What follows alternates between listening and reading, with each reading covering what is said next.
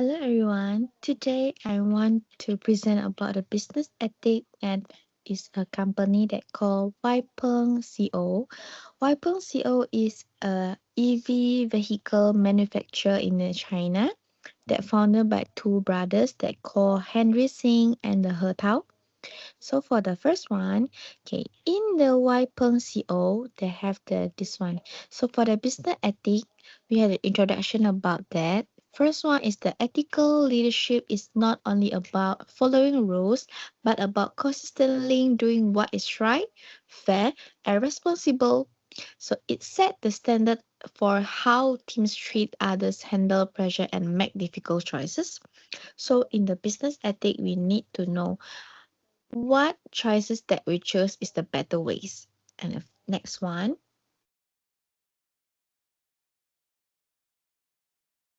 So we have the international trade ethics. The international ethical lapse in the emerging market may create long-term reputational damage that outweigh short-term profit gains.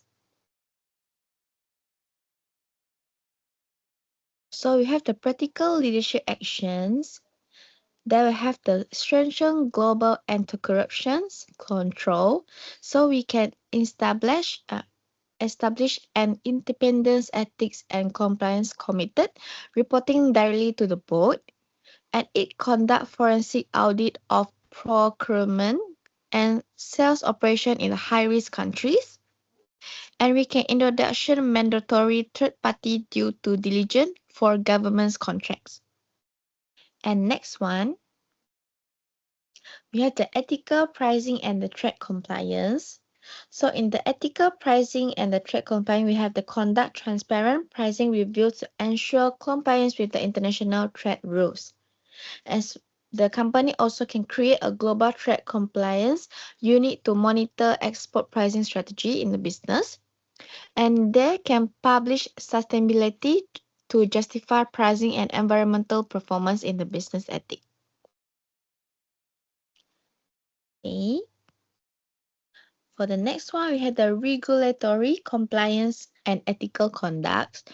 We have the two items. They have the AI-driven vehicle collect sensitive user data and the increasing regulatory and the ethical risk. Because Weapon CO is create the EV is the technology vehicle is not use the petrol anything, just use the battery AI battery technology to starting the vehicle. So we have the labor right and the workplace safety. So we can conduct immediate independent safety audit of the Mexican plant and align labor to fair of overtime, compensation, and worker represent machinize. And next one, you have the data privacy and AI ethics. Every business will have the data privacy to protect the customer data from the Gmail, phone number of the address, anything about the customers. So we can provide transparent user content machinized for real-time data collection and conduct regular data protection impact assessment called is DPIAS. And the next one, we have the intellectual property and the innovation in the business ethic. So they have the hesitation to enforce IP right due to geopolitical concerns, signal compromise risk. So they have the innovation must be protected while maintaining global partnership in the business. For the first one, we have the IP protection strategy to protect all the data privacy in the business. So in the business, the company can proceed with the legal enforcement with pursuing the diplomatic and the commercial negotiations. And the next one, they have also can implement employees exit audit and NDAS enforcement mechanism. And the second one, the company have the ethical innovation governance with the business. So they can develop cross-border pattern monitoring system to protect the business product or the service. And next one, the company also can provide a training to engineers and the designer on the trade secret protection. Every business have the protection for the patent, for the brand name or the business name. So they have the balance enforcement with strategy, aligns where appropriate. So in the roles of a code of ethics have the six. So first one have the define anti-corruption standard. And the second one, we have the clarify conflict or interest rules. And the third one, you have the establish labor and a human right committed in the business. And the fourth, we have the set AI and the data governance principle. And require responsible environmental practice in the business. And the last one, we have the provide guidance for government's engagement. And next, we go through the governance reform. Okay, governance reform have the leader can create a board level ethics and sustainability committee. So leader can conduct annual independent ethics audit.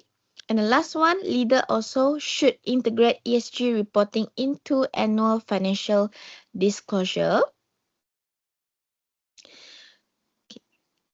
Furthermore, we also have the ethical innovation from work in the business. So they have the product development life cycle in risk identification in legal, privacy, environmental, and the label, and stakeholder impact analysis in the business ethic, and have the compliance review before product launch, and post-market ethical monitoring in the business to make sure all the product is provided in the better way and is processed in the well. And we have the build ethical corporate culture because every business have a lot of person in another country, in any country, different countries, so they have the different culture. So leader must be a model ethical in the decision making from the top, and leader also can give the reward for those employee or staff who have the ethical behavior. So in a business, every employees need have the good behavior to approach the customer, to get the trust and loyalty in the business.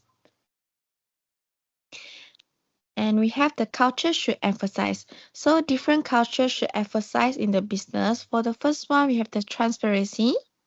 And the second one, we have the accountability. And third one, we have the sustainability and the respect for human rights. So if I am an employee, so you need to respect with your employers, and you always to put the respected and on your the higher people, your manager, your employers, and your staff or your customer. So we can respect each other.